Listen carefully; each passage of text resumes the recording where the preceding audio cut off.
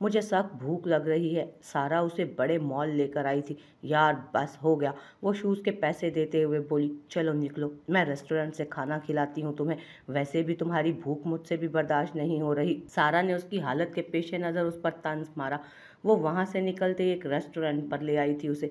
यार मैं कभी इस तरह नहीं आई, मुझे सख्त डर लगता है। वो सामने बैठे लड़कों की गिरोह को देखकर डरी थी। वो अपनी पहले से सीधी शॉल को गैर मखसूस तरीके से ठीक कर रही थी। या वो देखो लड़के। खाने का ऑर्डर देकर सारा जब फारिग हुई तो उसने अपना खदशा जाहिर किया। वो देखो मस्त माल, कितना मुकम्मल हुस्न है ना उधर। एक लड़के ने फिक्रा उछाला, यू आर बास्टर्ड, जहाँ लड़की देखते हो वहाँ तुम्हारी रालें टपकने लगती हैं।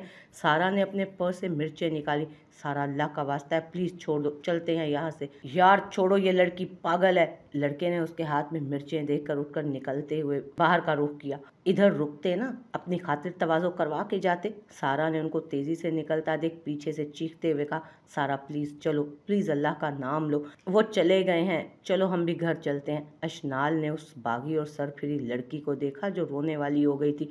रोशनाल जो बिजनेस डिनर के सिलसिले में आया था। इशनाल की आवाज़ सुनता पीछे मुड़ा और हैरान रह गया।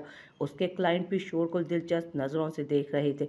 उसकी आवाज़ तो उसे धोखा लगी थी, लेकिन जब वो मुड़ा वो वही थी। उसकी आंखों में गजब उतरा। एक हाथ से मुंह से शॉल दुरुस्त करती, दूसरे हाथ से एक लड़की को पकड़ रखा था।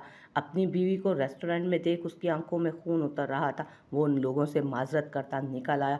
उनकी आंखों में तमस्कर देखकर रोशनाल के गुस्से का ग्राफ और बढ़ा था। सबका ध्यान उनकी तरफ देख रोशनाल का दिल कर रहा था कि इश्नाल का मुंह तोड़ दे जाकर। दूसरी तरफ इश्नाल रोशनाल को देखकर साकित रह गई। जो उनकी तरफ आ रहा था उसका ऊपर का सांस ऊपर और नीचे का नीचे रह गया। उसकी किस्मत ही फूटी हुई थी जो आज वो जितना डर रही थी, दिन उस पर उतना ही भारी पड़ रहा था। यार इश्नाल, ये तुम्हारे भाई ही है ना, या मैं कोई ख्वाब देख रही हूँ? सारा ने उसके कान में सरगोशी की। रोशनाल जो उनकी तरफ आ रहा था, उस लड़की की आवाज़ बखूबी उस तक पहुंची थी। ये सुनकर उसने अपने लब भींचे और उस तक पहुंचा। घर चले? उसने अशनाल की तरफ देख सख्त लहजे मगर नरमी से कहा था। अस्सलामुअलैकुम, my name is Sara and Ashnal is my best friend. Roshnal ने उस लड़की को देखा जो रटे रटाए तोते की तरह बोल रही थी। वालेकुम अस्सलाम, आपसे मिलकर खुशी हुई थी। रोशनाल ने उसके बरक्स उर्दू में जवाब दिया, मैंने आपको सिर्फ देखा, आपसे मुलाकात हो जाएगी ये कभी सोचा नहीं था। सारा ने उसको अपने साथ बात करते देख जोश से कहा था, चलें, आपने भी अपने घर जाना होगा, आपको भी ड्रॉप कर देंगे। उसने अशनाल को देखते हुए कहा जिसकी निगाहें मुकम्मल झुकी हुई थी। ओके थैंक यू भाई। सारा ने उसका शुक्रिया अदा किया। आप चलें, गाड़ी में बैठिए, मैं आ रहा हूँ, उसने रूखे लहजे में जवाब दिया। उनके बाहर निकलने के बाद उसने पेमेंट की थी और बर्गर और साथ कोक पैक करवा के बाहर निकला।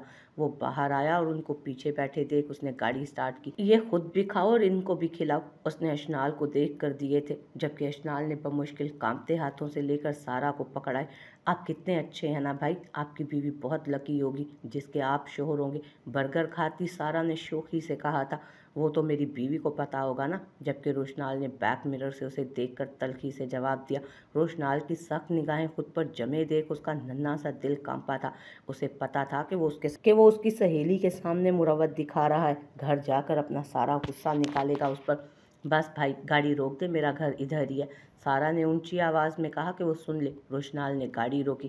थैंक्स भाई, आप बहुत अच्छे हैं, अल्लाह आपकी लंबी उम्र करे, उसने दुआ दी और उतर गई। रोशनाल अभी उसकी बातों का जवाब देता कि वो उतर गई। फिर उसने गाड़ी स्टार्ट की और फुल स्पीड पर रखी। गाड़ी रोककर उसे खींचकर गाड़ी से बाहर निकाला और अपने रूम में आकर उसे बेड पर फेंका। किसकी इजाज़त से तुमने रेस्टोरेंट में कदम रखा? आज उसके लहजे में कोई नरमी नहीं थी, बस ऐसा साथ से आ रही लहजा। कॉलेज के नाम पर तुम रेस्टोरेंट कैसे पहुंच गए, बताओ मुझे। उसका लहजा सख्त हुआ। वो मैं सारा के साथ गई थी, उसने अटकते हुए जवाब दिया। तुम्हें पता है ऑफिस वालों के सामने कितनी शर्मिंदगी हुई मुझे। नहीं, आज छोड़ दें, आइंदा आपके पूछे बगैर कहीं नहीं जाऊंगी। आज की नाफरमानी की सज़ा ना दूं, फिर आइंदा कहीं जाने का सोचोगी भी नहीं। सोचूंगा। उन लड़कों की गलीज नज़रें तुम पर थी, मेरा दिल कर रहा था मैं वहीं तुम्हारा हिसाब कर दूं उनके साथ। वो उठकर उसके पास से निकलती जब रोशनाल ने उसे बेड पर फेंका था बाजू से पकड़कर। रोशनाल को आज फिर उस रूप में देखकर उसे वहशत हुई। उसकी वहशत में इजाफा हुआ जब रोशनाल को अपने गले से शॉल खींचते देखा। तो प्लीज़ आज छोड़ दे, उसने शॉल खींचकर दोनों हाथों से सख्ती से बांधा। फिर खुद जाकर चेयर पर बैठ गया। मैं कौन हूँ? उसके करीब चेयर लाकर अपनी सुर्खोती निगाहें उस पर गाड़ते बोला। रोशनाल कांपते लबों से उसने कहा, क्या लगता हूँ मैं तुम्हारा? अब की बार उसकी आवाज़ और ऊंची हुई, जबकि चेयर पर उसकी गिरफ्त मजबूत हुई। कज़न, उसने अटकते हुए कहा, अब क्या रिश्ता है हमारा? क्या रिश्ता है मेरा अब तुमसे? चेयर से उठते वो उस पर झुक कर बोला था। जी जी, मतलब? उसकी बातों से उलझकर अशनाल ने पूछा। उस सितमगर का पल पल रवैया बदलता देख उसकी समझ से बाहर था सब। मेरा कज़न के अलावा तुमसे और क्या रिश्ता है? उसका सख्त लहजा आज नरमी के मूड में नहीं था। रोशनाल ने उसके बाजुओं को पकड़कर पूछा जो कांप रहे थे। शिष्य हो, वो उसके सख्त लहजे से डरते हुए बोली। तो फिर मुझे भाई क्यों बोला? उसके बाल की लट पीछे करता वो उसके कंधे पर हाथ रखते बोला। मैं आपको भाई का बोला? उसने अपनी हिरनी जैसी नशीली आंखें उसकी तरफ करते कांपते लहजे में कहा। फिर तुम्हारी दोस्त मुझे तुम्हारा भाई क्यों कह रही थी? वो उसे पता नहीं था। उसने वजाहत दी। अच्छा, जा रहा हूँ मैं, बाद में बात होगी। वो उसके पास से उठा था। प्लीज़ खोल दे मुझे। उसको अपने पास से उठता देख उसकी चौड़ी पूंछ को देखते वो चिल्लाई, आ रहा हूँ बस 2 घंटे में, वेट करो। मैं तुम्हारे लिए मीटिंग छोड़ कर आया था, तुम एंजॉय करो, मैं रात तक आ जाऊँगा।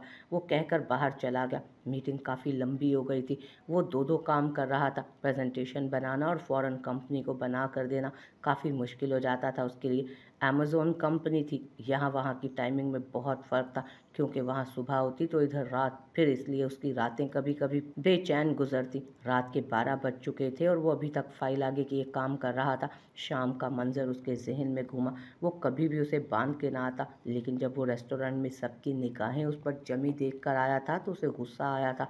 उनकी गलीज निगाहें उसके मासूम हुस्न पर जमी देख उसके गुस्से का ग्राफ बढ़ा था। ऊपर से उसके फ्रेंड का उसे भाई कहना, उसे गुस्सा आया तो उसके जहन में हलचल मच चुकी थी, क्योंकि वो शाम 4 बजे उसे घर छोड़कर आया और अब रात के 12 बज चुके थे। उसका ख्याल आते ही लैपटॉप बंद किया, फाइल बैग में रखी और ऑफिस से निकला। गाड़ी में बैठा तो फिर उसका बेबस और मासूम चेहरा निगाहों में घूमा। गुस्से से स्टीयरिंग पर हाथ मारा था। गाड़ी की स्पीड तेज़ हुई। उसके जहन में कई किस्म के वसवसे आ रहे थे। घर पहुंचते ही भागकर दरवाज़ा खोला। अपने कमरे का दरवाज़ा खोलता वो अंदेशों की जद में था। दरवाज़ा खोला तो वो उसी कॉलेज यूनिफॉर्म में औंधे मुंह पड़ी हुई थी। उसे जाकर सीधा किया तो उसके बाल सारे मुंह पर पड़े थे। आंखों से आंसुओं से तर चेहरे पर बाल चिपके हुए थे। वो उठी हुई थी और रो रही थी। उसको अपने पास बैठता देख अशनाल डर कर पीछे हुई थी। उसकी वीरान आंखें देख रोशनाल के दिल पर बड़ी सख्त चोट पड़ी थी। उसने बड़ी मुश्किल से उसके हाथ खोले और रोती हुई अशनाल को खुद से लगाया था। वो उसके सीने पर सर रखे उसके दिए गए दुख पर पहले तो खूब रोई, फिर उसके पास से उठती वॉशरूम में बंद हो गई और वहाँ रोने लगी। अशनाल, दरवाज़ा खोलो। उसकी रोने की आवाज़ बाहर तक आ रही थी। उसका शिद्दत से बिलक बिलक कर रोना रोशनाल को तकलीफ दे रहा था। अशनाल, प्लीज़, मैं माफ़ी मांगता हूँ, आइंदा कभी नहीं करूँगा, डांटूंगा भी नहीं, दरवाज़ा खोलो। उसको धाड़े मार मार कर रोता देख वो पहली बार इल्तजाई हुआ था। अशनाल, प्लीज़, मैं माफ़ी मांगता हूँ, आइंदा कभी नहीं करूँगा, नहीं डांटूंगा, दरवाज़ा खोलो। नहीं रहना मैंने आप जैसे जंगली इंसान के साथ। मेरी ज़िंदगी तबाह कर दिया आपने, मुझे कैदी बना कर रखा हुआ है अपना आपने, मेरी ज़िंदगी को अजाब बना दिया है। दम घुटता है मेरा आपका इस घर में। आप मुझे कैद करके मारना चाहते हैं ना? थक गई हूँ मैं, रिहाई दे दें। मेरा दिल करता है कि मैं भी खुल के सांस लूँ, वो सांसें जो आपने कैद की हैं। आप समझते हैं कि मैं आपकी मुलाजमा हूँ, हर वक्त काम करवाते हैं। आपने मुझे किसी महकूम की तरह रखा है। जब दिल किया मारा, जब दिल किया डांटा। जाने दे मुझे यहाँ से, प्लीज़। आप जब यहाँ नहीं थे तो मेरी ज़िंदगी मुझे जन्नत लगती थी। मैं आपकी गैर मौजूदगी में मेरी ज़िंदगी में सुकून ही सुकून था। उस गलती की सज़ा आप मुझे दे रहे हैं जो मैंने कभी की ही नहीं। आपने इसके बदले मेरी रूह पर भी ज़ख्म लगाए, मेरे दिल को छलनी कर दिया। फिर भी आपकी नफ़रत की आग ठंडी नहीं हो रही। मैं समझती थी कि आप मेरे सुपरमैन हैं, जो मेरे सामने खड़ी हर मुश्किल को ख़त्म कर देंगे, लेकिन आपने मेरी ज़िंदगी ही मुश्किल कर दी, मेरी सांसें तंग कर दी हैं। आपकी गंदी ज़हनियत में ये भी जाएगा कि मैं अकेले कैसे रह लेती हूँ, तो सुन ले, अब आप मुझे तन्हाइयों का साथी कर चुके हैं। पर इस तलखी भरी ज़िंदगी ने एक बात तो समझाई है ना, जहाँ एतमाद, एहतराम, सच्चाई और खलूस हो वहाँ रिश्ते बढ़ाएं, वरना तन्हाई आपकी बेहतरीन साथी है। और एक बात और, इसे मेरी ज़िद समझें या गुजारिश, मुझे आज़ाद कर दें प्लीज़। आपने मेरी ज़िंदगी बिल्कुल कैद कर दी है, मेरी ज़िंदगी को असीर बना दिया है। रिहाई दे दें मुझे प्लीज़। पर आप तो गासिब है ना, जो मेरी खुशियों को गसब कर गए। मेरी ज़िंदगी में आग लगाकर आप तो पुरसकून हो जाते थे, पर मुझे नींद नहीं आती। मैं सारी सारी रात अजाबों से गुजरती हूँ। मेरा रब आपसे मेरे दर्दों का हिसाब लेगा। मैंने अपना फैसला अल्लाह पर छोड़ दिया, वो मेरे हर दर्द का हिसाब लेगा। वो चीख कर रोती हुई अपने लफ्ज़ों से उसका दिल छुलका गई। वो तो अगले पिछले सारे हिसाब बेबाक कर गई थी, जबकि उसके अल्फाज सुनकर बाहर बैठा रोशनाल आज उसके लफ्ज़ों से हार गया था। उसके दिल पर ऐसे लगता था किसी ने ज़ोरदार बर्छी मारी हो और खून रिस रिस कर अंदर ही जम गया हो। वो तो उसे ज़माने की बेरहम नज़रों से बचाना चाहता था, किसी सायादार दरख्त की तरह उस पर छाँव करना चाहता था। पर वो भूल गया था कि जिस्म पर लगे ज़ख्मों का इलाज तो हो जाता है, लेकिन दिल और रूह पर लगे ज़ख्मों का इलाज नामुमकिन है। उसके लफ्ज़ों पर रोशनाल की रूह पर ताज़ियाने लगे थे। वो खाली खाली दिल लिए सोफ़े पर ही लेट गया था। रोशनाल को तो मोहब्बत थी उससे, इसलिए उसका ख्याल रखना चाहता था, साया बनकर उसके साथ रहना चाहता था, लेकिन अपनी इस मोहब्बत के लफ्ज़ सुनकर बेबस हो गया था। मोहब्बत लिखने में तो बहुत छोटा सा लफ्ज़ है, मगर ये मोहब्बत इंसान को हमेशा बेबस करती है। कभी छाँव बन के साया देती है तो कभी धूप बनकर किसी तपते सहरा में खड़ा करती है। उसको भी ऐसा ही लग रहा था कि वो उस वक्त तपते सहरा में खड़ा है, सख्त गर्मी है और रास्ता भी नहीं मिल रहा, मगर उसे मंजिल मिल ही नहीं रही थी। वो सच कहती थी कि उसने उसे कैद किया है, वो अपनी मोहब्बत में उसे कैद नहीं करना चाहता था। सोचते सोचते वो भी नींद की वादियों में चला गया। साहब, ये तुम्हारा 2 रुपए का सिक्का गिर गया था। वो दाढ़ी वाला शख्स इरफान दुरानी के पीछे आता बोला। कौन हो तुम? हर दूसरा तीसरा फकीर यहाँ घुसा होता है। इरफान दुरानी उस शख्स के हुलिये को देखता नागवारी से बोला। साहब, हम इधर नया ड्राइवर है। बालों पर तेल से अटे शख्स ने मजबूरी से कहा। कौन लाया है तुम्हें? और शेरू कहाँ है? हर दूसरा तीसरे दिन नया फकीर घुस के आ जाता है यहाँ। शेरू बीमार है, इसलिए हम आया है। वो उधेड़ उम्र शख्स परेशानी से बोला। चलो जी, अब इसकी कमी थी। इरफान दुरानी ने एक तायराना नज़र उस पर डालते हुए कहा, जो फटे हुए कपड़ों पर सुर्ख रंग का परना रखे बेबसी की तस्वीर था। इरफान दुरानी ने एक नज़र उसे देखा, जो हुलिये से शेरू का भाई लग रहा था। शेरू जो उसका बहुत ही ख़ास ड्राइवर था। उसको अपनी उतरन देकर इरफान दुरानी ने उसे बेबस किया हुआ था। वो उसे अपने कपड़े देता तो शेरू इंसान एहसानमंद नज़रों से उसे देखता और दुआएं देता रहता था। साहब, कित्थे जाना? वो शख्स सादगी से बोला। रेड किंग मॉल चलो। इरफान दुरानी की एक नज़र फ़ोन पर थी और एक बाहर रोड पर। साहब, ओ की भलाए! वो शख्स तो सादगी में गोया शेरू को भी छोड़ गया था पीछे। जाहिल इंसान, कभी घर से भी निकले हो? इरफान के लहजे में हकारत उभरी। साहब, हम के छोटे छोटे 7 बच्चा हैं, हम उनको मुश्किल से 2 टाइम की रोटी पूरी कर पाता। साहब, मेरा नाम करमू है। तुसा दी बहु बहु मेहरबानी होवे जे तुसा मेरे वीर दी बड़ी मदद की थी। मेरा वीर कहता है तुसी बड़ी चंगे हो जी। तुम जो कोई भी हो, बस अपने काम से काम रखो, ज़्यादा मेरे साथ फ्री होने की कोशिश मत करो। कैसे लोग होते हैं पता नहीं, ज़रा सी नरमी से बात करो तो तलवे चाटने पे आ जाते हैं। करमू ने अपना तारुफ पंजाबी में करवाया तो इरफान दुरानी उसकी तरफ देखता नागवारी से बोला। इसी असना में करमू, जो उसकी तरफ देख रहा था, उनकी गाड़ियों के आगे गाड़ी आई। गाड़ी को इतना ज़ोरदार झटका लगा कि डैशबोर्ड की सारी चीज़ें गिरी। इरफान दुरानी का सर हल्का सा खिड़की पे लगा। यू इडियट, जाहिल इंसान! इस गाड़ी के पास से गुजरने का भी पता है तुम्हें? फ़कीरों वाला हुलिया है तुम्हारा। फिर भी क्या सोचकर मैंने तुम्हें ड्राइवर रख लिया? वो गाड़ी की दूसरी तरफ से उतर कर आते फ्रंट सीट से करमू को गिरेबान से खींचते बोला। साहब जी, माजरत, हमको माफ़ कर दो। मेरा छोटा छोटा बच्चा कान जाएगा। हम एक गरीब इंसान है। साहब जी, हमको पता आप बहुत अच्छा इंसान हो, हमको आप शरीफ इंसान लगा। करमू रोते हुए उसके आगे हाथ जोड़ रहा था। ये तुम्हारे पास आखिरी मौका है। वो उसे छोड़ता कुछ सोचकर फिर गाड़ी में बैठा। बस गाड़ी रोक दो, मैं आ रहा हूँ, इरफान दुरानी ने हुक्मिया लहजे में भरपूर कहा। फिर करमू इरफान दुरानी को मॉल छोड़कर वापस आया। गाड़ी मोड़ने लगा जब निगाह इरफान दुरानी के फ़ोन पर पड़ी। हाय मारा, कितना प्यारा फ़ोन है ये जी, ये भला इधर ही छोड़ गया है। करमू इरफान दुरानी का फ़ोन अपनी जेब में रखते बुड़बुड़ाया। अशनाल, जिसने रो रो कर अपने दिल की भड़ास निकाल तो दी थी, अब बाहर निकलने से डर रही थी कि उसका बहुत बुरा हशर करेगा वो।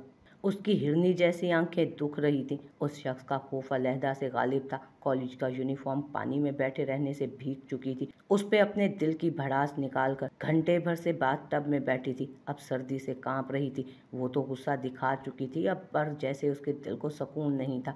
वो सोच रही थी कि उस शख्स को बातें सुनाकर उसने अच्छा नहीं किया। अपने आने वाले वक्त का सोचकर उसकी सांसें डूबने लगी। बाहर किसी भी किस्म की आवाज़ ना पाकर उसने टॉवल खुद पर लिया और आहिस्ता से दरवाज़ा खोलकर बाहर निकली थी।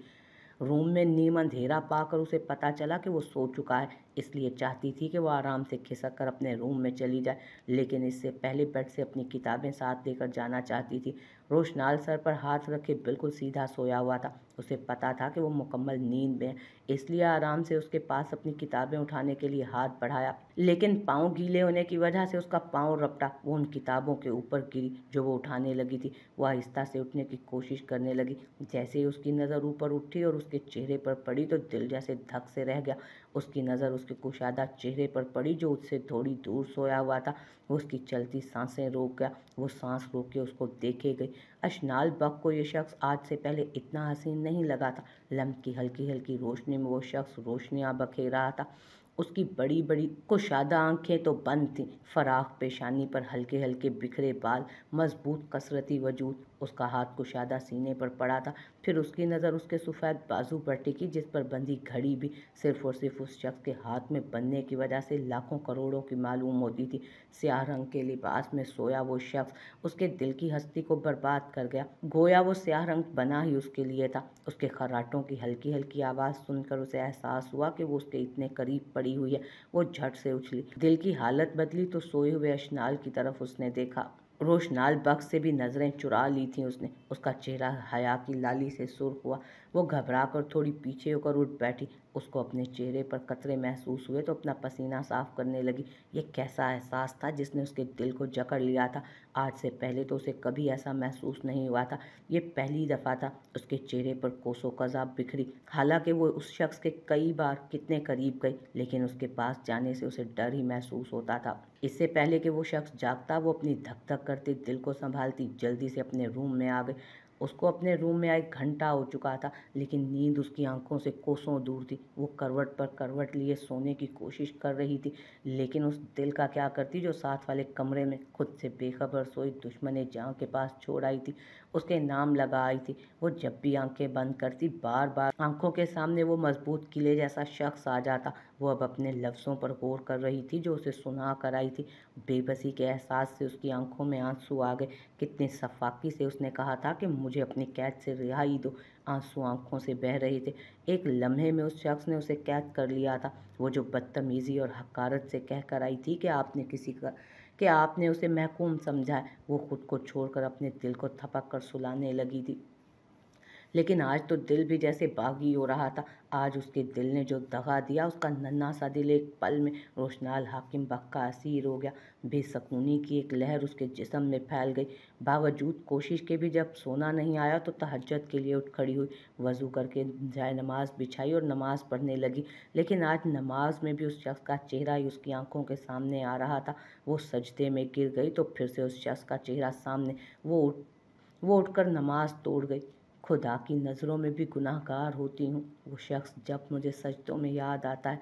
वो बेबसी से रोने लगी। निगाहों में बेबसी थी, चेहरे पर बेबसी थी। वो आयात पढ़ने लगी। आयात, अय अल्लाह, अय दिलों को फेरने वाले, मेरा दिल अपनी इताअत की तरफ फेर दे। वो सजदे में सर रखे पहले तो फूट फूट कर रोई। दिल जब हल्का हुआ तो फिर उठकर सही से तहज्जुद पढ़ने लगी। पढ़कर फारिग हुई तो कुछ सूरतें पढ़ी, तब जाकर सुकून हासिल हुआ। तहज्जुद अदा करने के बाद वो कितनी ही देर सजदे की हालत में पड़ी रही, और जितना सुकून सजदे में दुनिया के किसी कोने में नहीं। अंशाल बक पहली लड़की थी जिसको मोहब्बत हुई। वो खुश नहीं हुई बल्कि धाड़े मार मार कर रोई थी। वो जानती थी ये मोहब्बत उसके दिल का रोग बन जाएगी। वो बेबसी के एहसास से रोई थी। वो उसका महरम था, लेकिन उससे मोहब्बत तो उसका चैन व सुकून तबाह कर गया था। लोग मोहब्बत करते हैं तो लुत्फ़ पाते हैं। उसने मोहब्बत की तो ऐसे महसूस हुआ जैसे मोहब्बत उसके गले में अजाब का चेन बनकर लटक रही है। वो सारी रात उस अजाब से छुटकारा पाने की कोशिश करती रही, लेकिन वो मोहब्बत किसी अजाब की तरह उस पर मुसल्लत हो चुकी थी।